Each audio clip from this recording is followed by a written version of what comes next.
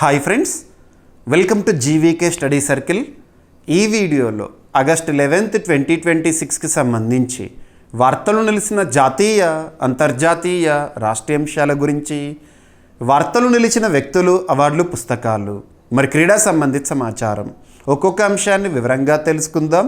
అంతకంటే ముందుగా నిన్నటి డైలీ కరెంట్ అఫైర్స్ వీడియోలో అడిగిన ప్రశ్నకి వివరణతో కూడిన సమాధానం చూద్దాము. సో క్వశ్చన్ వచ్చేసి, ఇటీవల వార్తలు నిలిచిన ఒక సూపర్లేటివ్ టాపిక్ పైన అడగడం జరిగింది. ఆల్రెడీ మన డైలీ కరెంట్ అఫైర్స్ వీడియోలో డిస్కస్ చేసిన టాపిక్ని ప్రశ్నగా ఇచ్చాను. ప్రశ్నని మరొకసారి చూడండి. 2026 జూలై 16న దేశంలోనే తొలి నైట్ సఫారీ ప్రాజెక్టుకి సుప్రీంకోర్టు ఆమోదం తెలిపింది. మరి నైట్ సఫారీ ప్రాజెక్ట్ అనేది ఏ రాష్ట్రంలో ప్రతిపాదించబడింది? ఈ టాపిక్ని మనము సూపర్లేటివ్ టాపిక్గా చూడొచ్చు. కరెంట్ అఫైర్స్లో భాగంగా కొన్ని టాపిక్స్ని మనం సూపర్లేటివ్స్గా డిస్కస్ చేస్తున్నాం. ఎటువంటి టాపిక్స్ని? మొట్టమొదటి, తొలి, అతిపెద్ద, అతి చిన్న, అతి పొడవైన, ఇలాంటి ప్రత్యేక పదాలతో కూడిన కరెంట్ అఫైర్స్ని సూపర్లేటివ్స్గా చూస్తున్నాం. సో ఇది సూపర్లేటివ్ టాపిక్ అంటున్నాను. భారతదేశంలోనే మొట్టమొదటి లేదా భారతదేశంలోనే తొలి నైట్ సఫారీ ప్రాజెక్ట్ ఎక్కడ ప్రతిపాదించబడింది అంటే ఉత్తరప్రదేశ్ రాష్ట్రంలోని లక్నో డిస్టిక్లో, లక్నో జిల్లాలో కుక్రైల్ గుర్తుంచుకోండి. ఈ పదం కుక్రైల్ ప్రాజెక్ట్ అని గుర్తుంచుకోండి. దీని యొక్క ప్రత్యేకత ఏంటంటే భారతదేశంలోనే తొలి నైట్ సఫారీ. ఇప్పటి వరకు మనము వన్యప్రాణులను వీక్షించాలంటే డే టైంలో ఓపెన్ టాప్ జీప్స్లో కానివ్వండి ప్రయాణం చేయడం చూస్తూ ఉంటాము. కానీ భారతదేశంలో మొదటిసారి నైట్ టైం కూడా సఫారీ చేయడం అన్నట్టు, వన్యప్రాణులను వీక్షించడం కోసం ప్రత్యేకమైన సౌకర్యాలు. మరి ఇటువంటి ప్రాజెక్ట్స్ ప్రపంచంలో ఎక్కడైనా ఉన్నాయి ఇప్పటివరకు అంటే? ఎస్, ఉన్నాయి. థాయిలాండ్, సింగపూర్, చైనా, ఇండోనేషియా, ఇప్పుడు ఈ దేశాల సరసన మన భారతదేశం చేరింది. అలా నైట్ సఫారీ ప్రాజెక్ట్ని మనం చూడబోతున్నాము. ప్రతిపాదించబడింది, అతి త్వరలో ప్రారంభం కాబోతోంది. మరి ఇలాంటి ఒక సిస్టమ్, నైట్ సఫారీ కలిగిన 5వ దేశంగా ప్రపంచంలో మన భారతదేశము నిలవబోతోంది. రీసెంట్గా ఈ ప్రాజెక్టుకి సంబంధించి సుప్రీంకోర్టు జూలై 16, 2026 రోజున అనుమతులు ఇచ్చింది. అంతకంటే ముందు సెంట్రల్ జూ అథారిటీ అంటే మన భారతదేశంలో జూ పార్కుల నిర్వహణ, నియంత్రణ అవన్నీ కూడా సెంట్రల్ జూ అథారిటీ పరిధిలోని అంశాలే. Under which ministry of environment, forest, climate change. ప్రస్తుతం కన్సర్న్ మినిస్టర్గా ఎవరున్నారు? భూపేంద్ర యాదవ్ గారు. మరియు సెంట్రల్ ఎంపవర్డ్ కమిటీ వారు కూడా రీసెంట్గా ఈ ప్రాజెక్ట్కి ఆమోదం తెలపడం జరిగింది. ఇక అన్నీ అనుకూలించాయి. అతి త్వరలో భారతదేశంలోనే నైట్ సఫారీ అనేది ప్రారంభం కాబోతుంది ఈ ప్రాజెక్టు. ఓకేనా? ఎక్కడ గుర్తుంచుకోండి. సో వన్యప్రాణులకు సంబంధించి ఇటువంటివి చూడండి టాపిక్స్. భారతదేశంలోనే మొట్టమొదటి బటర్ఫ్లైస్కి అంకితమైన ఒక అరణ్యం, అరలం వన్యప్రాణి క్షేత్రం ఎక్కడ ఉంది అంటారు? కేరళ. ఇటువంటివి కానివ్వండి. రీసెంట్గా మనం అబ్జర్వ్ చేస్తే జూలై, ఆగస్ట్ మంత్స్లో ఒక టాపిక్ని చూసాం మనం. దేశంలోనే ఎత్తైన ప్రాంతంలో హై ఆల్టిట్యూడినల్ ఏరియాస్లో సఫారీ, లడక్ ఆమోదం తెలిపింది. ఇటువంటివి కానివ్వండి. ఇక వన్యప్రాణులకు సంబంధించి పర్యవేక్షణలో భాగంగా ఆర్టిఫిషియల్ ఇంటెలిజెన్స్ కూడా చాలా ప్రత్యేకతని పొందుతుంది. మహారాష్ట్రలో కానివ్వండి బటర్ఫ్లైస్ అబ్జర్వేషన్ కోసం ప్రత్యేకంగా బందూప్ అని ఇటీవల ఒక టాపిక్ న్యూస్లో ఉంది. అటువంటివి. ఓకేనా? ఎనఫ్. సో భారత్ తొలి నైట్ సఫారీ ప్రాజెక్ట్కి సుప్రీంకోర్టు ఆమోదం తెలిపింది. కుక్రైల్ ప్రాజెక్ట్, లక్నో, ఉత్తరప్రదేశ్ రాష్ట్రం యొక్క ప్రత్యేకత ఏంటి? భారతదేశంలో జనాభా పరంగా పాపులేషన్ కనుక కన్సిడర్ చేసామనుకోండి మొదటి స్థానంలో ఉంటుంది. జనాభా పరంగా అతిపెద్ద రాష్ట్రం ఉత్తరప్రదేశ్, విస్తీర్ణ పరంగా అయితే రాజస్థాన్ గుర్తుంచుకోండి. మరి ఉత్తరప్రదేశ్ యొక్క ప్రత్యేకత ఏంటంటే భారతదేశంలో మ్యాక్సిమం నెంబర్ ఆఫ్ ఎమ్మెల్యేస్ ఏ రాష్ట్రంలో ఉన్నారంటే ఉత్తరప్రదేశ్ రాష్ట్రంలో 403 మంది. ఓకేనా? సో భారత సుప్రీంకోర్టు 2026 జూలై 16న ఉత్తరప్రదేశ్లోని లక్నోలో ప్రతిపాదించబడిన కుక్రైల్ నైట్ సఫారీ మరియు డే జూ ప్రాజెక్ట్కి ఆమోదం తెలిపింది సుప్రీంకోర్టు. దేశంలోనే అత్యున్నత న్యాయస్థానం సుప్రీంకోర్టు. ఈ ప్రాజెక్టు భారత్లో తొలి పట్టణ నైట్ సఫారీగా సింగపూర్, థాయిలాండ్, చైనా, ఇండోనేషియా తర్వాత ప్రపంచంలో 5వ నైట్ సఫారీగా నిలవనుంది. ఈ ప్రాజెక్ట్ని లక్నో డిస్టిక్లో 2027 హెక్టార్ల కుక్రైల్ రిజర్వ్ ఫారెస్ట్లో అభివృద్ధి చేస్తున్నారు. ఇందులో 855 ఎకరాలను నైట్ సఫారీ మరియు డే జూ కోసము కేటాయించారంట. ప్రాజెక్ట్ అంచనా వ్యయం దాదాపు 1510 కోట్ల రూపాయలు. ఇక సుప్రీంకోర్టు ఆమోదం తెలిపింది కదా. అంతకంటే ముందు సెంట్రల్ జూ అథారిటీ మరియు పర్యావరణ మంత్రిత్వ శాఖ, సెంట్రల్ ఎంపవర్డ్ కమిటీ అనుమతులు లభించినాయి ఈ కుక్రైల్ ప్రాజెక్ట్ కోసము. ఓకేనా, right. Kukrail reserve forest, Lucknow, Uttar Pradesh. Kukrail gharial పునరావాస కేంద్రానికి ప్రసిద్ధి చెందింది. ఇక మనం ఒక టాపిక్లో భాగంగా ఒక సంస్థ గురించి చూసామనుకోండి, ఆ సంస్థకు సంబంధించిన బేసిక్ పాయింట్స్ అన్నిటి కూడా డిస్కస్ చేస్తున్నాం. కరెంట్ అఫైర్స్ కోణంలో 100% సాధించడంతో పాటు జనరల్ స్టడీస్లో కూడా మనము జీకేలో కూడా మ్యాక్సిమం స్కోర్ చేయగలిగాలి. కాబట్టి వార్తలు నిలిచిన అంశాన్ని లింక్ చేస్తూ వెళ్ళాలి. ఇక్కడ ఇవి GK points. Central zoo authority ఏ సంవత్సరంలో స్థాపన అంటారు? 1992. ప్రధాన కేంద్రం ఎక్కడ? న్యూఢిల్లీ. ఏ మంత్రిత్వ శాఖ పరిధిలో పనిచేస్తుంది? జూ, వన్యప్రాణులకు సంబంధించి. అంటే ఏ మంత్రిత్వ శాఖ పరిధిలో? Ministry of environment, forest, climate change. ఓకేనా. వైల్డ్ లైఫ్ ప్రొటెక్షన్ యాక్ట్ మన భారతదేశంలో ఏ సంవత్సరం? 1972. ఓకేనా. ఇక వైల్డ్ లైఫ్ ప్రొటెక్షన్ యాక్ట్ 1972 ఏ మంత్రిత్వ శాఖ పరిధిలో అంటే ministry of environment, forest, climate change. ఇక ఉత్తరప్రదేశ్ రాష్ట్రానికి సంబంధించిన ప్రత్యేకమైన పాయింట్స్. క్యాపిటల్ వచ్చేసి లక్నో. ముఖ్యమంత్రి అక్కడ యోగి ఆదిత్యనాథ్ గారు ఉన్నారు. బీజేపీ అధికారంలో ఉంది. గవర్నర్గా ఆనందీబెన్ పటేల్ గారు. ఓకేనా, ఎనఫ్, సరిపోతుంది. వార్తలు నిలిచిన పుస్తకాలపైన లేదా బుక్స్ అండ్ ఆథర్స్ ఈ సెగ్మెంట్ నుండి పోటీ పరీక్షల్లో రెగ్యులర్గా ప్రశ్నలు వస్తున్నాయి. మరి ఎలా చదవాలి ఒక బుక్ గురించి, వార్తల్లో కనిపించిన బుక్ గురించి అంటే ఫస్ట్ ఆ పుస్తకం యొక్క కవర్ పేజ్ని చూడండి. ఆ కవర్ పేజ్ పైన బుక్ నేమ్ ఏ లాంగ్వేజ్లో ఉంటే అదే లాంగ్వేజ్లో గుర్తుంచుకోండి. ఎట్టి పరిస్థితుల్లోనూ ట్రాన్స్లేట్ చేయకండి. ట్రాన్స్లేషన్ ఎర్రర్స్ కారణంగా మార్కులు కోల్పోయే ప్రమాదం ఉంటుంది. సో అక్కడే మనకి ఆ కవర్ పేజ్ పైనే ఆథర్ పేర్లు కూడా కనబడతాయి. ఆథర్ పేరు కానివ్వండి, పేర్లు కానివ్వండి. ఓకేనా. పబ్లిషింగ్ హౌస్ ఏంటి, బేసిక్ డీటెయిల్స్ ఇది. సో పుస్తకం పేరు వచ్చేసేసి mammals of India. Mammals of India. Mammals తెలుగులో క్షీరదాలు అంటాము. పాలిచ్చి పెంచేవి క్షీరదాలు. చిన్నప్పుడు మీరు బయాలజీ సబ్జెక్టులో బాగా నేర్చుకున్న కాన్సెప్టే. మన భారతదేశంలో ఉన్న మ్యామ్మల్స్ ఏవైతే జాతులు ఉంటాయో వాటన్నిటిని కూడా పేర్కొంటూ ప్రత్యేకంగా రాయబడిన పుస్తకము. ఈ పుస్తకం యొక్క రచయితలు, ఆథర్స్ ఎవరంటే ఇద్దరున్నారు. వన్యప్రాణుల పట్ల అవగాహన ఉన్న వ్యక్తులు. ఫస్ట్ పర్సన్ వచ్చేసి ఏజేటి జాన్ సింగ్, సెకండ్ పర్సన్ వచ్చేసి పిఓ నమీర్. ఇద్దరు పర్సన్స్. మరి బుక్ని పబ్లిష్ చేసిన వారు ఎవరంటే హార్పర్ కోలిన్స్ అనే సంస్థ. సహకారం అందించిన సంస్థ ఏంటంటే Bombay natural history society. Bombay natural history society వారు. ఎనఫ్. ఓకేనా. భారత్లో కనిపించే 450కి పైగా క్షీరద జాతులు అంటే మ్యామ్మల్ స్పీసీస్, వాటి ముఖ్య ఉపజాతులపై సమగ్ర సమాచారంతో మ్యామ్మల్స్ ఆఫ్ ఇండియా అనే పుస్తకం రీసెంట్గా విడుదలైంది. బాంబే న్యాచురల్ హిస్టరీ సొసైటీ సహకారంతో హార్పర్ కోలిన్స్ ఇండియా ఈ పుస్తకాన్ని ప్రచురించింది. బెంగాల్ సుందర్బన్స్, రన్ ఆఫ్ కచ్ ఉప్పునీటి చిత్తడి నేలలు, హిమాలయాలు, దక్కన్ ఉష్ణమండల అటవీ ప్రాంతాల వరకు విభిన్న ఆవాసాలు జీవించే క్షీరద జాతుల వివరాలను ఈ పుస్తకంలో పొందుపరిచారు. క్షీరదాలు మానవ సమూహాల మధ్య సంబంధాన్ని కూడా ఈ పుస్తకం అనేది వివరిస్తుందంట. ఓకేనా, సరిపోతుంది. బాంబే న్యాచురల్ హిస్టరీ సొసైటీ ఈ సంస్థ 1883 ఇయర్లో స్థాపన. ప్రధాన కార్యాలయం వచ్చేసేసి ముంబై, మహారాష్ట్ర. వన్యప్రాణుల పరిశోధన, జీవవైవిధ్య పరీక్షణ, పర్యావరణ విద్య విషయంలో కీలకమైన సంస్థ. ఓకేనా, రైట్. ఇక ఈరోజు సెకండ్ టాపిక్ వచ్చేసి కూడా నూతన జాతులకి సంబంధించి. ఇటీవల కాలంలో మనం చాలా టాపిక్స్ని చూస్తున్నాం. నూతన జీవజాతుల గురించి, వృక్ష జాతుల గురించి. ఈ టాపిక్స్కి మీకు సోర్స్ ఏంటంటే హిందూ న్యూస్ పేపర్లో లాస్ట్ పేజ్లో ఉంటుంది. Hindu news paper, the Hindu paper ఉంటుంది, అందులో లాస్ట్ పేజ్లో మీకు ఇటువంటి టాపిక్స్ కనబడతాయి. తెలుగు న్యూస్ పేపర్లో కూడా మీరు రెగ్యులర్గా అబ్జర్వ్ చేయొచ్చు. ఈనాడు పేపర్లో కానివ్వండి కనబడుతూ ఉంటాయి. ఇటువంటి టాపిక్స్ని నేర్చుకునేటప్పుడు కాషన్ ఏంటంటే వార్తలు నిలిచిన జీవజాతి కానివ్వండి, వృక్ష జాతి కానివ్వండి, దాని యొక్క సైంటిఫిక్ నేమ్ చూడండి. అదేంటి అసలు ప్రత్యేకత చూడండి. ఎక్కడ కనుగొనబడింది, ఏ శాస్త్రవేత్తలు దానిపైన పరిశోధన చేసి దాన్ని గుర్తించారు. ఎనఫ్. ముఖ్యంగా ఇటువంటి టాపిక్స్ మన రాష్ట్ర స్థాయి పోటీ పరీక్షల్లో ప్రశ్నల రూపంలో చాలా తక్కువగా కనబడుతున్నాయి.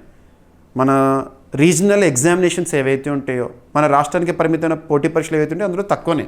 కానీ జాతీయ స్థాయి పోటీ పరీక్షలు మాత్రం చాలా వరకు అడుగుతున్నారు.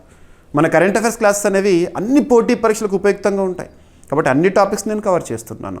ఇక్కడ అబ్జర్వ్ చేస్తే మనం పుట్టగొడుగు అంటాం కదా, మష్రూమ్స్ వార్తలో కనిపించిన లేదా ఇటీవల ఒక నూతన ఆవిష్కరణ, కొత్త పుట్టగొడుగు జాతిని గుర్తించారు శాస్త్రవేత్తలు.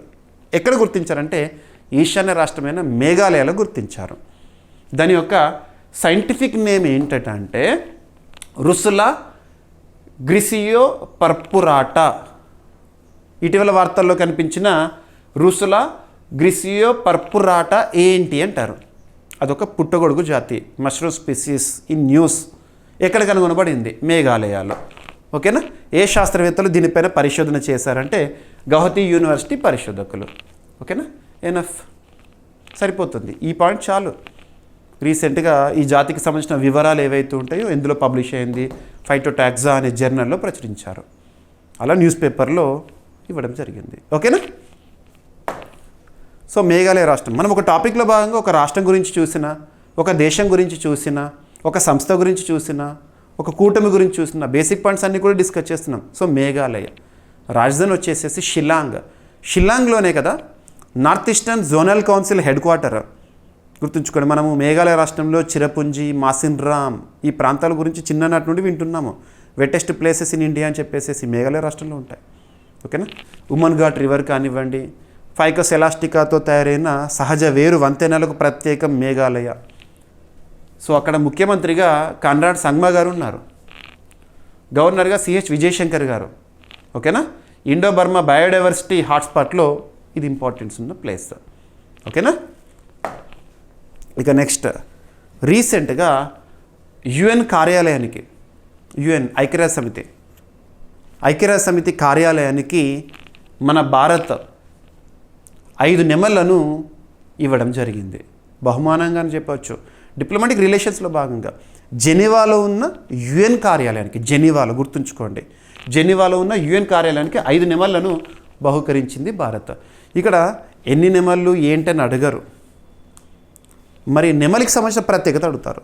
మన భారతదేశంలో నేషనల్ ఇంపార్టెన్స్ ఉన్న లేదా నేషనల్ సిగ్నిఫికెన్స్ ఉన్న జీవుల గురించి కానివ్వండి లేదా రికగ్నిషన్స్ ఏవైతే వాటి గురించి చూడాలి. ఇక్కడ జాతీయ చిహ్నాలు అంటాము. నెమలి మన జాతీయ పక్షి, నేషనల్ బర్డ్. మరి దీని యొక్క సైంటిఫిక్ నేమ్ ఏంటి అంటారు? పావో క్రిస్టేటస్. కొన్నింటికి సంబంధించిన సైంటిఫిక్ నేమ్స్ అయితే గుర్తించాలి. పావో క్రిస్టేటస్ అంటే ఏంటంటే నెమలి, పికాక్. ఓకేనా? ఇలాంటివి ఉంటాయి. ఉదాహరణకి tiger, Panthera tigris is the scientific name. మనం నిన్న చూసాం, మనము ఆగస్టు 10th ఎవ్రీ ఇయర్ కూడా లయన్ డే, సింహాల దినోత్సవం అని చెప్పేసి. Panthera Leo scientific name. భారతదేశంలో 891 సింహాలు ఉన్నాయి. ఇకపోతే వన్యప్రాణులకు సంబంధించి చూడాలంటే నేషనల్ ఆక్వాటిక్ ఎనిమల్ ఏదంటే ప్లాటనిస్టా గ్యాంజెటికా. ప్లాటనిస్టా గ్యాంజెటికా అంటే డాల్ఫిన్, గంగా నదిలో కనిపించే డాల్ఫిన్. ఇటువంటివి ఇంపార్టెంట్. ఇక్కడ పక్కన పెడితే 1981లో ఇందిరాగాంధీ గారి ప్రభుత్వము ఇటువంటి డిప్లొమసీని ప్రారంభించారని కూడా చెప్పవచ్చు. 1981, దాదాపు ఈ 5 దశాబ్దాల్లో మరొకసారి భారత్ నెమళ్లను యుఎన్ కార్యాలయానికి ఇవ్వడము. ఓకేనా? సో జెనీవా ఇక్కడ స్విట్జర్లాండ్, జెనీవాలోని యుఎన్ కార్యాలయానికి 5 నెమళ్లను బహూకరించింది భారత్. మరి నెమలిని జాతీయ పక్షిగా ఏ సంవత్సరంలో గుర్తించారు అంటారు? 1963. ఇది అడుగుతారు ఎగ్జామినేషన్లో, జీకే పాయింట్. ఓకేనా? 2026 ఆగస్టు 7న Bharat United Nations office at Geneva, UN office at Geneva, అక్కడ 5 నెమళ్లను బహూకరించింది. దశాబ్దాల నాటి సాంస్కృతిక దౌత్య సాంప్రదాయాన్ని పునరుద్ధరించింది. వీటిలో 4 బ్లూ ఇండియన్ పీఫౌల్స్, ఒకటి అరుదైన వైట్ పీఫౌల్ ఉంది, అంటే తెల్ల నెమలి. ఈ నెమళ్లను స్విట్జర్లాండ్లోని జెనీవా ప్యాలెస్ డెస్ నేషన్స్ ప్రాంగణంలోని అరియానా పార్క్లో ప్రత్యేకంగా సంరక్షిస్తారు. జెనీవాలోని యునైటెడ్ నేషన్స్కి భారత పర్మనెంట్ రిప్రజెంటేటివ్ ఎవరు? అరిందమ్ బాగ్చి గారు వీటిని యుఎన్ అధికారులకు అధికారికంగా ఇవ్వడం జరిగింది. ఇండియన్ పీకాక్ భారత సహజ వారసత్వము, సాంస్కృతిక గుర్తింపుకు ప్రతీక. మన నేషనల్ బర్డ్ జాతీయ పక్షి. దీనిని 1963లో జాతీయ పక్షిగా ప్రకటించారు. ఓకేనా. 1981లో అప్పటి ప్రధాని ఇందిరాగాంధీ గారు జెనీవాలోని యుఎన్ కార్యాలయానికి 2 నెమళ్లను బహుకరించారు. తాజా కార్యక్రమంతో ఆ దౌత్య సంప్రదాయాన్ని మరొకసారి పునరుద్ధరించినట్టు అయిపోయింది. ఓకేనా. సో ప్రావో క్రిస్టేటస్ ఎగ్జామినేషన్లో అడుగుతారు. మన జాతీయ పక్షిని గుర్తించండి అని ఇస్తారు, కింద సైంటిఫిక్ నేమ్ ఇస్తారు. Pavo cristatus is nothing but peacock, our national bird. ఓకేనా. సో జాతీయ పక్షి ఎప్పటి నుంచి? 1963. ఓకేనా. So wildlife protection act 1972 ఆధారంగా షెడ్యూల్ 1లో ఉంది ఇది. ఓకేనా. Right, enough. ఇక నెక్స్ట్ జాతీయ చిహ్నాల గురించి చూసాం కాబట్టి ఇప్పుడు నేషనల్ సాంగ్, నేషనల్ యాంథమ్ ఇంపార్టెన్సెస్ని కూడా రెగ్యులర్గా చూస్తున్నాం. రాజ్యాంగ పరిషత్ 1950 జనవరి 24న నేషనల్ సాంగ్కి, నేషనల్ యాంథమ్కి రెండిటికి ఈక్వల్ ఇంపార్టెన్స్ ఇచ్చింది, ఆమోదించింది అప్పుడు. కానీ పాటించడంలో మాత్రము వందే మాతరానికి అంత పెద్ద సిగ్నిఫికెన్స్ గత ప్రభుత్వాలు ఎక్కువగా ఇవ్వలేరు. అఫీషియల్ ప్రోగ్రామ్స్లో కానివ్వండి, నేషనల్ యాంథమ్ని మాత్రమే ఆలపించేవారు. జనగణమన ఏ అఫీషియల్ ప్రోగ్రామ్ అయినా గవర్నమెంట్ సంబంధించి. మరి ఇప్పుడు ప్రస్తుత ప్రభుత్వము, నరేంద్ర మోదీ గారి ప్రభుత్వం వందే మాతరంకి ఇస్తున్న ప్రత్యేకత, గుర్తింపు. 150 years ఆఫ్ వందే మాతరం మనం చూస్తున్నాము. లాస్ట్ ఇయర్ నుండి సెలబ్రేషన్ చూస్తున్నాం. అంతెందుకు ఈ సంవత్సరం 2026 జనవరి 26 గణతంత్ర దినోత్సవ వేడుకల సందర్భంగా కూడా థీమ్గా వందే మాతరం ఇచ్చుకున్నాం మనము. ఇక ఈ సంవత్సరము ఆగస్టు 15 స్వాతంత్ర దినోత్సవము, ఇండిపెండెన్స్ డే సెలబ్రేషన్స్లో భాగంగా ప్రత్యేక ప్రాధాన్యత వందే మాతరంకు దక్కనుంది. ఇప్పటివరకు ఎప్పుడూ లేనట్టుగా మొదటిసారి నేషనల్ యాంథమ్ కంటే ముందే నేషనల్ సాంగ్ని ఆలపిస్తాము. National song first పాడతారంట, Vande Mataram, తర్వాత జెండా సో సెరమనీ ఏదైతే ఉంటుందో జరుగుతుంది, ఆ తర్వాత నేషనల్ యాంథమ్, ఇలా ప్రక్రియ. ఓకేనా. సో స్వాతంత్ర వేడుకల్లో తొలిసారి ఎర్రకోట పైన, రెడ్ ఫోర్ట్ పైన వందే మాతరం ఆలాపన. ఓకేనా. సో ఆగస్ట్ 15న జరిగే 80వ స్వాతంత్ర దినోత్సవ వేడుకల్లో ఎర్రకోటపై తొలిసారిగా వందే మాతరం గీతాన్ని ఆలపించనున్నట్లు రక్షణ మంత్రిత్వ శాఖ ప్రకటించింది. వందే మాతరం 150వ వార్షికోత్సవం సందర్భంగా భారత స్వాతంత్ర పోరాటము, జాతీయోద్యమంలో ఈ గీతం పోషించిన చారిత్రక పాత్రకు గుర్తింపుగా ఈ నిర్ణయాన్ని తీసుకున్నారు.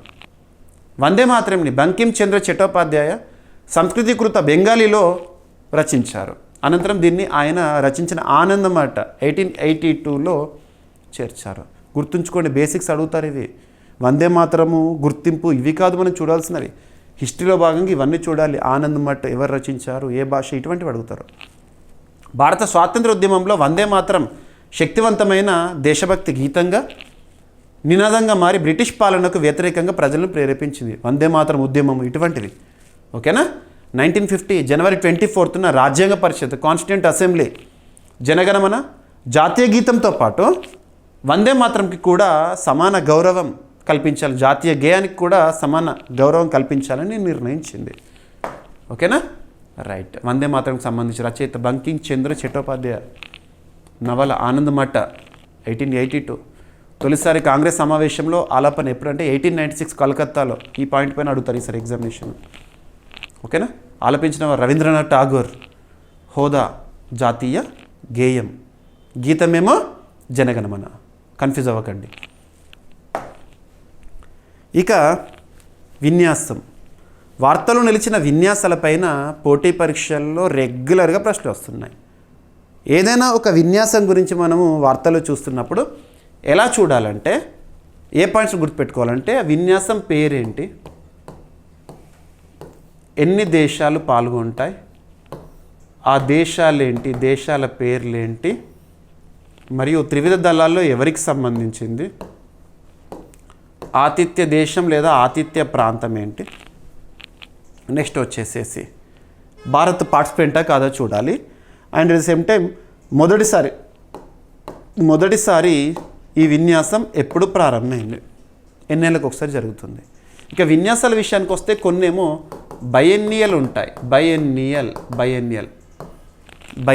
కొన్నేమో యాన్యువల్ ఉంటాయి.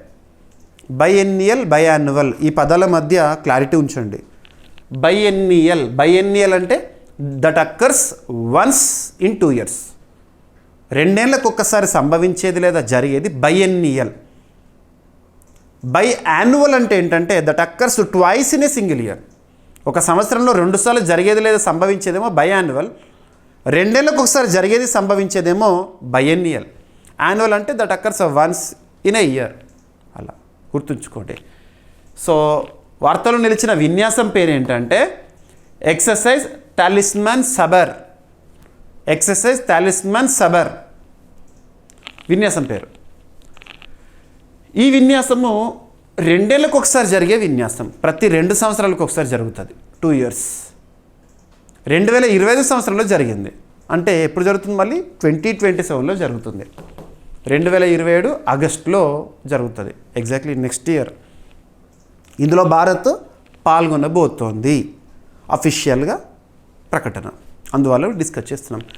మరి టాలిస్మాన్ సబర్ పేరుతో విన్యాసం మొదటిసారి ఎప్పుడు ప్రారంభమైందంటే 2005 సంవత్సరంలో. ప్రతి 2 ఏళ్ళకు ఒకసారి జరుగుతుంది. నిర్వహించే దేశాలు ఏంటంటే ఆస్ట్రేలియా, యుఎస్. ఇది మిలిటరీ ఎక్సర్సైజ్. బహుళ దేశాలు పాల్గొనే ఒక సైనిక విన్యాసము. బహుళ దేశాలు, మోర్ దాన్ 20 countries పార్టిసిపేట్స్. ఇప్పుడు ఇండియా కూడా పార్టిసిపేట్ చేస్తుందని అఫీషియల్గా అనౌన్స్ చేయడం జరిగింది. నెక్స్ట్ ఇయర్ జరగబోతోంది. ఓకేనా? సరిపోతుంది. సో ప్రధాన బహుళ దేశాల సైనిక విన్యాసమైన ఎక్సర్సైజ్ టాలిస్మాన్ సబర్ 2027కు సంబంధించి 2027 ఆగస్టు 9 నుంచి 22 తేదీల్లో ఆస్ట్రేలియాలో నిర్వహించనున్నారు. Venue Australia. గుర్తుంచుకుని టాలిస్మాన్ సబర్ అంటే మీకు ఆస్ట్రేలియా గుర్తుకు రావాలి. టాలిస్మాన్ సబర్ని సాంప్రదాయంగా ఆస్ట్రేలియా, యునైటెడ్ స్టేట్స్ సంయుక్తంగా నిర్వహిస్తాయి. ఇందులో భాగస్వామ్య దేశాల సాయుధ దళాలు భారీ స్థాయి సంయుక్త సైనిక శిక్షణలో పాల్గొంటాయి. ఓకేనా? రీసెంట్గా 2nd India Australia defence ministers meeting అనంతరం జరిగింది. అనంతరం 2027 ఎడిషన్లో భారత్ పాల్గొనడం అనేది ఖరారైంది. ఇది ఇరు దేశాల రక్షణ సహకార విస్తరణలో కీలక ముందడుగు. ఆస్ట్రేలియా నిర్వహించే ఒక విన్యాసంలో భారత్ పాల్గొంటుంది అంటే ఇరు దేశాల మధ్య రక్షణ సంబంధాలు బలపడుతున్నాయి అన్నట్టు. ఓకేనా? సో ఈ ఎక్సర్సైజ్లో interoperability, joint operational planning, command and control, logistics, multinational military కోఆర్డినేషన్స్పై ప్రధానంగా దృష్టి సారిస్తారు. ఒక విన్యాసం జరుగుతుంది, బహుళ దేశాల విన్యాసం లేదా ఇరు దేశాల విన్యాసం అంటే ఆ పాల్గొనే దేశాల మధ్య సహకారము, సన్నద్ధత ఇవన్నీ ఉంటాయి అన్నట్టు. ఓకేనా? Right. So exercise talisman Sabar ప్రారంభం 2005 మొదటి ఎడిషన్. నిర్వహించే దేశాలు ఎన్ని నెలలకు ఒకసారి బైఎన్నియల్. ప్రధాన వేదిక ఆస్ట్రేలియా. నెక్స్ట్ స్వరూపం వచ్చేసేసి మల్టీనేషనల్ మిలిటరీ ఎక్సర్సైజ్, సైనిక విన్యాసము. సంయుక్త సైనిక కార్యకలాపాలు, ఇంటరాపరబిలిటీని మెరుగుపరచడమే ఉద్దేశము.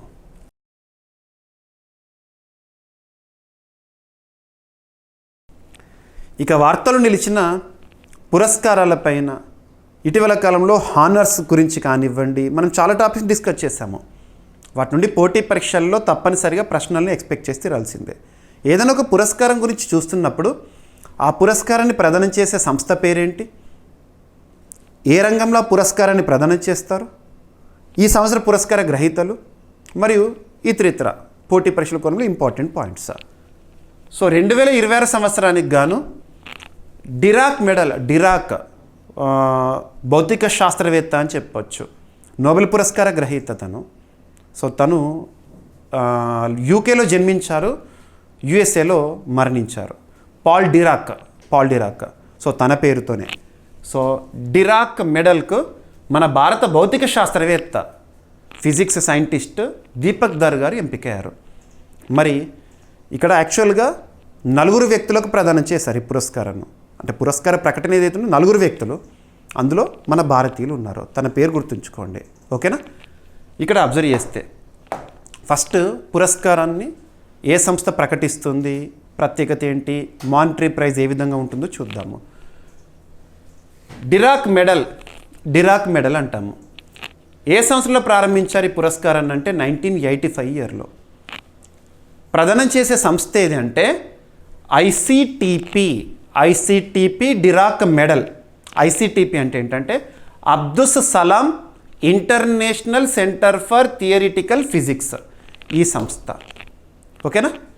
ప్రకటన మరి ఎవరికి ప్రకటిస్తారంటే భౌతిక శాస్త్రవేత్త పాల్ డిరాక్ జన్మదినమైన ఆగస్టు 8 రోజున ప్రకటిస్తారు. ముఖ్యంగా ఫిజిక్స్ సైంటిస్టులు ఎవరైతే ఉంటారో వారిని ఎంపిక చేస్తారు.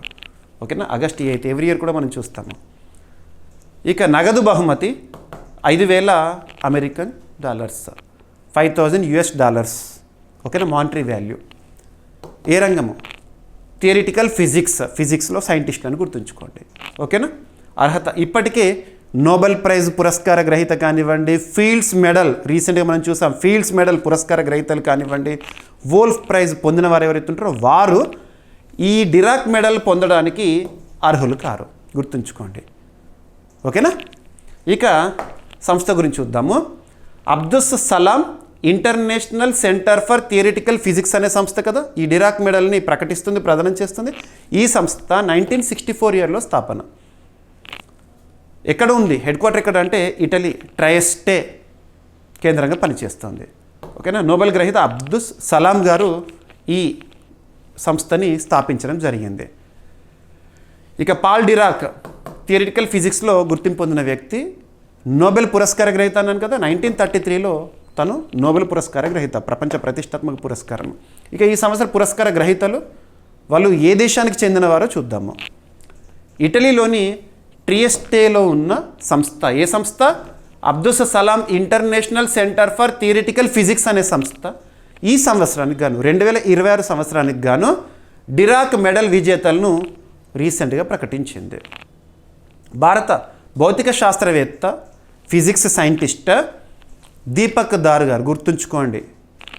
మరియు ఫ్రాన్స్కి చెందిన ఫిజిక్స్ సైంటిస్ట్ బెర్నార్డ్ డెరిడా, ఇటలీకి చెందిన మార్క్ మెజార్డ్, హైమ్ సోంపోలిన్స్కీ, వీరేమో అమెరికాకు చెందిన వ్యక్తి. ఓకేనా. ఇజ్రాయెల్లో జన్మించారు, అమెరికాలో ఉన్నారు. వీరు పురస్కార గ్రహీతలు. సో పురస్కార గ్రహీతలు ఈ సంవత్సరం 4. ఆ 4లో ఒకరు మన భారతీయులు. దీపక్ దార్ పేరు గుర్తుంచుకోండి, వెరీ వెరీ వెరీ ఇంపార్టెంట్, అడుగుతారు. Statistical mechanics, optimization, theoretical neuroscience, artificial intelligence రంగాల్లో విశిష్ట కృషికి వీరిని ఎంపిక చేశారు, ఈ గ్రూప్ని, ఈ 4. ఓకేనా. దీపక్ దార్ ముఖ్యంగా శాండ్పైల్ మోడల్స్, సెల్ఫ్ ఆర్గనైజ్డ్ క్రిటికాలిటీపై చేసిన పరిశోధనలకు ప్రసిద్ధి చెందిన వ్యక్తి. సరిపోతుంది. సో పురస్కారం పేరు గుర్తుంచుకోండి, మెడల్. పురస్కారాన్ని ప్రకటించే లేదా ప్రదానం చేసే సంస్థ ఏంటి, ఎప్పుడు ప్రారంభించారు, ఏ రంగంలో విశిష్ట కృషి చేసిన వ్యక్తులకు ఇస్తారు, ఎవరు అర్హులు ఎవరు అర్హులు కారు, మానిటరీ ప్రైజ్ ఎంత, ఇటువంటి పాయింట్స్ పైన ఎగ్జామినర్ ఫోకస్ చేస్తారు. మీకు ఏదైనా ఒక పురస్కారం గురించి డిస్కస్ చేసినప్పుడు బేసిక్స్ అన్నీ చెప్తున్నాను. డైరెక్ట్గా ఇది పురస్కారం, వీరు పురస్కార గ్రహీతని కాదు, ఖచ్చితంగా బేసిక్స్ నుండి చూడాలి. స్టాటిక్ జీకేని కూడా ఈ అవార్డ్స్ అండ్ హానర్ సెగ్మెంట్ చూసేటప్పుడు స్టాటిక్ జీకేని కూడా లింక్ చేస్తూ నేర్చుకోవాలి. ఓకేనా, సరిపోతుంది. సో నెక్స్ట్ టాపిక్ వచ్చేసి స్పోర్ట్స్ రిలేటెడ్గా రీసెంట్గా వివిధ అంతర్జాతీయ క్రీడా వేదికలపైన మన భారతీయ క్రీడాకారులు సత్తా చాటుతున్నారు. అందులో భాగంగా ఫిలిప్పీన్స్లో జరిగిన ఒక ఛాంపియన్షిప్, అందులో మన భారతదేశానికి స్వర్ణాన్ని గెలుపొందిన ఒక మహిళ, నార్త్ ఈస్టర్న్ మన భారతదేశ ఈశాన్య ప్రాంతానికి చెందిన మహిళ. పేరు గుర్తుంచుకోండి, అరిహా పంగంబం. అరిహా పంగంబం ఏ క్రీడతో సంబంధం ఉన్నారు? జిమ్నాస్టిక్స్. తను ఎందుకు వార్తల్లో ఉన్నారు? సో మణిపూర్కి చెందిన Ariha Pangambam aerobic gymnastics Asian championship senior మహిళల వ్యక్తిగత విభాగంలో గోల్డ్ మెడల్ని సాధించిన తొలి భారతీయురాలుగా చరిత్ర సృష్టించింది. మొట్టమొదటి భారతీయురాలు. ఓకేనా. అరిహా విజయం భారత ఏరోబిక్ జిమ్నాస్టిక్స్ చరిత్రలో కీలకమైన మైలురాయిగా నిలిచింది. ఇటువంటి అంతర్జాతీయ ప్రాముఖ్యత ఉన్న క్రీడల గురించి చూస్తున్నప్పుడు ఆ ఛాంపియన్షిప్ లేదా టోర్నమెంట్ లేదా టోర్నీ ఎక్కడ జరిగింది, ఎప్పుడు జరిగింది చూడాలి. రీసెంట్గా ఆగస్టు 5 నుండి 7 వరకు ఫిలిప్పీన్స్లోని టాగేటే సిటీలో ఈ టోర్నమెంట్ జరిగింది. ఓకేనా.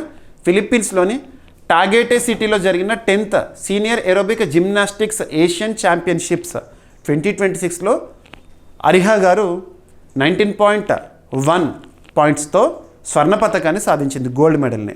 ఓకేనా. థాయిలాండ్ చెందిన చన్యపిట్ ఏమో సిల్వర్ మెడల్, జపాన్ చెందిన మహిరోనేమో బ్రాంజ్ మెడల్. ఓకేనా, ఇక్కడ మీరు గుర్తుంచుకోవాల్సింది ఏంటంటే ఛాంపియన్షిప్ పేరు గుర్తుంచుకోండి. ఎక్కడ జరిగింది? ఫిలిప్పీన్స్లో. ఎప్పుడు జరిగింది? మన భారతదేశం సాధించిన ఘనత. ఇప్పటివరకు ఏ భారతీయులు కూడా సాధించని ఒక ఘనతని అరిహా గారు సాధించారు. తను ఏ రాష్ట్రం చెందినవారు అంటారు? మణిపూర్. ఏ క్రీడతో సంబంధం ఉన్నవారు అంటారు? జిమ్నాస్టిక్స్. ఈ పాయింట్ చూస్తే సరిపోతుంది. ఓకేనా, రైట్. ఇక ఈరోజు ప్రశ్న ఆల్రెడీ మన డైలీ కరెంట్ అఫైర్స్ వీడియోలో డిస్కస్ చేశాము, అదే ప్రశ్నగా ఇచ్చాను. పవర్ బ్యాంక్ 50 ఉపగ్రహ బ్యాటరీని అభివృద్ధి చేసిన సంస్థ ఏది? దీని యొక్క ప్రత్యేకత ఏంటి? ఓకేనా, ఇక ఈరోజు టాపిక్స్ని క్విక్ రివిజన్ చేస్తే, నిన్నటి డైలీ కరెంట్ అఫైర్స్ వీడియోలో అడిగిన ప్రశ్నకి కంప్లీట్ ఎక్స్ప్లెనేషన్ ఇచ్చాను.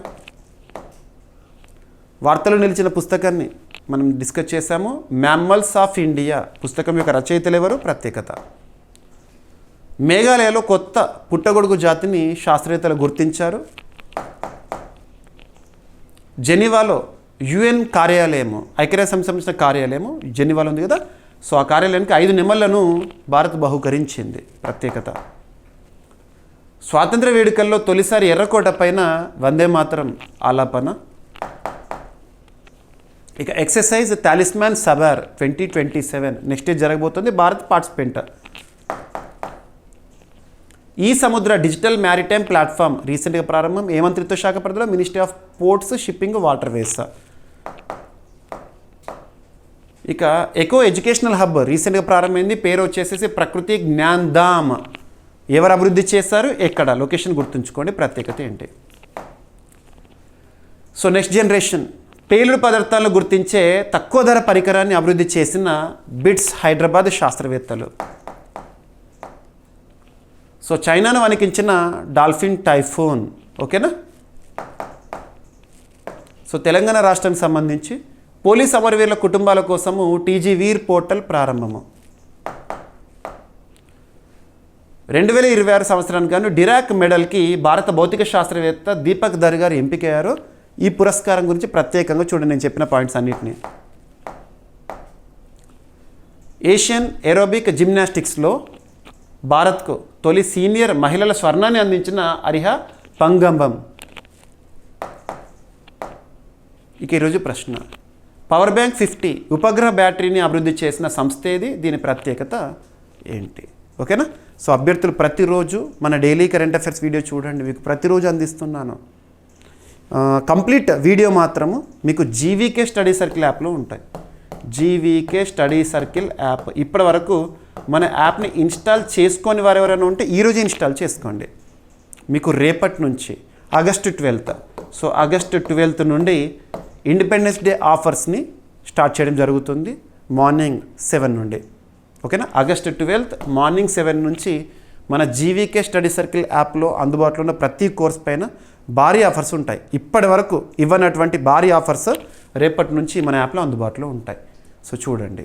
ఓకేనా, ఇక ఏమైనా మిస్లేనియస్ టాపిక్స్ ఉన్నాయనుకోండి, నో నీడ్ టు వర్రీ. రేపటి క్లాస్లో డిస్కస్ చేద్దాము. రేపు మళ్ళీ కలుద్దాం. Thank you.